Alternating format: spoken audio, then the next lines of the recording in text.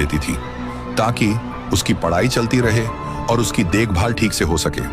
पिछले 7 साल से पायल इसी तरह जी रही थी, डर में छुपकर, हर रोज मौत के साए में। पायल की कहानी सुनकर राइस्टार का खून खौल उठा। यह सिर्फ एक जुर्म नहीं था, यह शैतानियत थी। एक और भावना भी थी जो उसे अंदर से खाई जा रही थी, अपराध बोध। वह 7 साल तक पायल को पूरी तरह भूल चुका था। वह अपनी आरामदायक जिंदगी में आगे बढ़ गया था, कॉलेज, बाइक और अपनी रोज की दिनचर्या में मस्त था, जबकि उसकी बचपन की दोस्त हर दिन सड़कों पर नरक जी रही थी। उसी रात राइस्टार ने अकेले बैठकर एक कड़ा फैसला किया कि वह पायल की मदद करेगा, चाहे इसके लिए उसे कोई भी कीमत क्यों न चुकानी पड़े। लेकिन यह आसान नहीं था। व्हाइट 444 कोई मामूली दुश्मन नहीं था। वह शहर का सबसे ताकतवर और खतरनाक व्यक्ति था। पुलिस, बड़े नेता और ऊंचे अधिकारी सब उसकी जेब में थे। उससे सीधे टकराना मतलब अपनी मौत को दावत देना था। राइस्टार ने खामोशी से अपनी जांच शुरू की।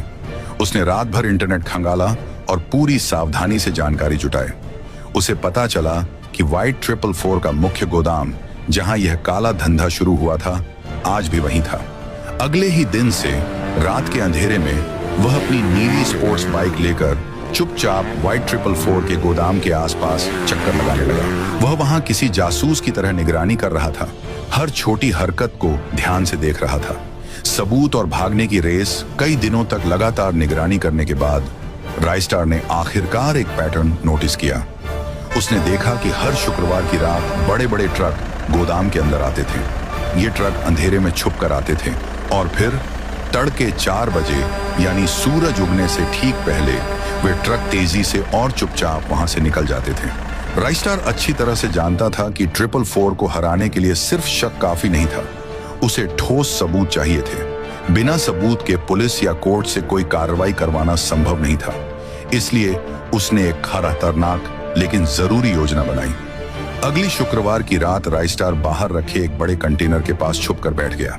उसके पास एक छोटा सा डिजिटल कैमरा था जिसे उसने अपने कॉलेज की लैब से चुपचाप चुराया था। ठीक 12 बजे गोदाम की ओर तेजी से 2 बड़े ट्रक बढ़े।